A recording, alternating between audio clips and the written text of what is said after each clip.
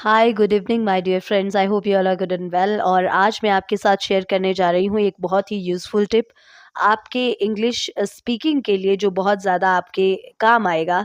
और वो ये है कि जब आपको अपनी डेली रूटीन्स या डेली हैबिट्स को दूसरों के सामने रखना हो, या फिर दूसरों के साथ अपनी डेली हैबिट्स के बारे में बातचीत करनी हो, तो आप कौन से टेंस का इस्तेमाल करोगे या फिर आप कैसे बातचीत करोगे। तो सबसे पहले एक बात को याद रख लीजिए फ्रेंड्स, कि यहाँ पर जो मैं आपको एक रूल बताने वाली हूँ, उसमें सिंपल सा रूल है कि आपको ये मालूम होना चाहिए कि जो वर्ब है वो दो प्रकार के होते हैं, और उसमें एक हेल्पिंग वर्ब होता है और एक आपका मेन वर्ब होता है। तो मेन वर्ब में वो वर्ब्स आते हैं जिनको आप थ्री फॉर्म्स ऑफ वर्ब में पढ़ते हो, और हेल्पिंग वर्ब्स में आपके वो सभी वर्ब्स आते हैं जो आप स्पेशली टेंस में पढ़ते हो, जैसे कि do, does, has, have, had और इज, एम, आर। इस तरह के जो आपके वर्ब्स रहते हैं ये हेल्पिंग वर्ब्स होते हैं। तो आपको याद रखना है कि जब आपको अपनी डेली हैबिट्स को एक्सप्रेस करना हो, तो वहाँ पे आप मेन वर्ब की फर्स्ट फॉर्म का इस्तेमाल करते हो। ऑलवेज आपने फर्स्ट फॉर्म का इस्तेमाल करना है। सिर्फ यहाँ पे ट्विस्ट कहाँ पर आता है कि जब ही, शी और इट के साथ में, ही, शी और इट या फिर कोई सिंगुलर नाउन है उसके साथ में अगर आपका मेन वर्ब लगा है, तो वहाँ पे आपने मेन वर्ब के साथ में एस और ई एस भी लगा देना है। फॉर एग्जाम्पल यहाँ पर है the sun rises in the east. तो आप देख रहे हो द सन जो है ये आपके पास एक सिंगुलर है, सिंगुलर नाउन है।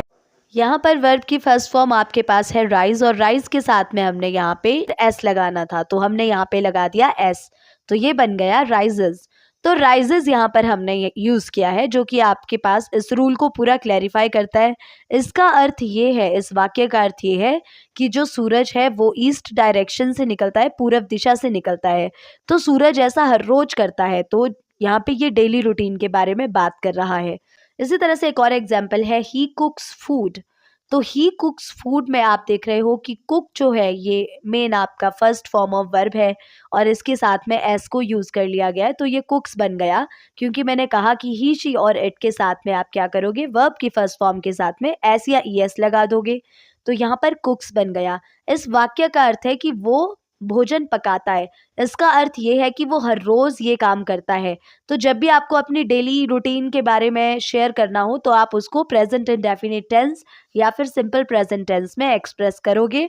और अगर मैं यहाँ पर एक और वाक्य का एग्जाम्पल देती हूँ, जैसे कि वे खाना बनाते हैं या फिर वे भोजन पकाते हैं, तो यहाँ पर मैं कर दूंगी दे कुक फूड।